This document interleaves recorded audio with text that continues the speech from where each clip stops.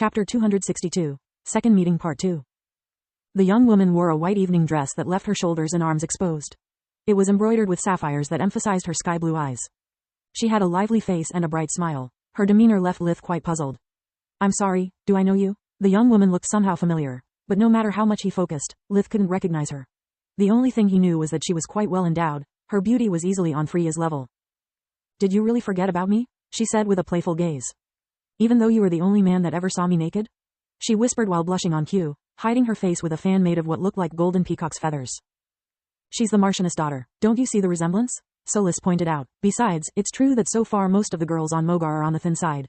But for example, Tista is much more. First, gross. Second, Tista isn't a girl, she is my sister. Don't use her as a standard, thanks." Lith cut her short. His companions were all taken aback by the girl's last remark. "And he had the gall to call me a lucky bee *****starred. Uriel inwardly cursed and congratulated at his friend at the same time.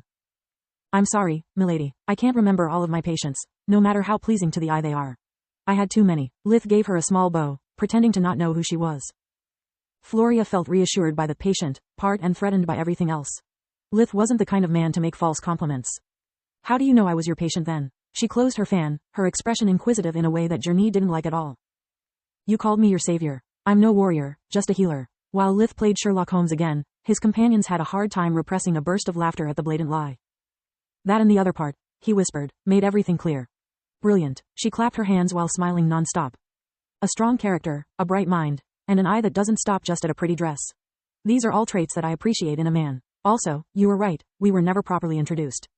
I'm Brynja Distar, first daughter of Marchioness Miriam Distar and heir to my household." Her choice of words was formal. Brynja even accompanied her self-introduction with a second curtsy, much deeper than the first.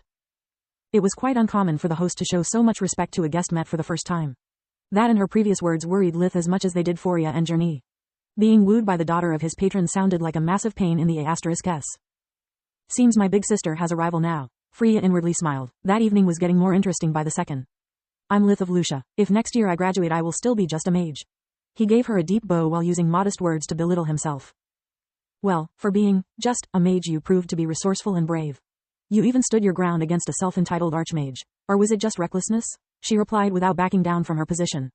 "No, it wasn't." Lith shook his head. "I may be someone of humble origins, but I didn't spend my time hiding in a cave studying magic or fighting non-stop like a bloodthirsty beast. I learned society's rules, got admitted to one of the 6 great academies, made friends." He pointed at his companions. "And allies." Lith nodded toward the Marchioness. "I just showed everyone what I accomplished after a single year of proper education. Now it's up to them to choose if they want to stand against me or support me. Either way, I'm not easily bullied because I made myself really hard to replace. No matter how big their ego is or how small-minded they are, I believe that in times of crisis most of them would feel reassured rather than threatened by my presence." "See, that's what I meant, just a mage, Lith," Brynja said with a radiant smile while taking his arm between hers, gently pressing it against her breast. Lith was flattered, but unfazed by her behavior. "Thanks, your ladyship, but I think you missed the part about me being just 13 years old and without any background." Lith tried to step away. He could feel several eyes piercing his back. "How is that a problem?" she giggled, holding his arm even tighter. "In a few years, the age gap will become irrelevant. Whoever I'm going to marry, he will join my family and I'm rich enough for 3 people. I may have no magical power of my own, but the Distar bloodline gave birth to several powerful mages. I can't stand those shallow nobles that only care for my wealth nor the arrogant mages that see every non-magic user as an object. I'm tired of being considered an arm candy with annuities from those who aim for my family title. Based on what I heard about you and on what you did tonight you were like a breath of fresh air. I just want to get to know you better."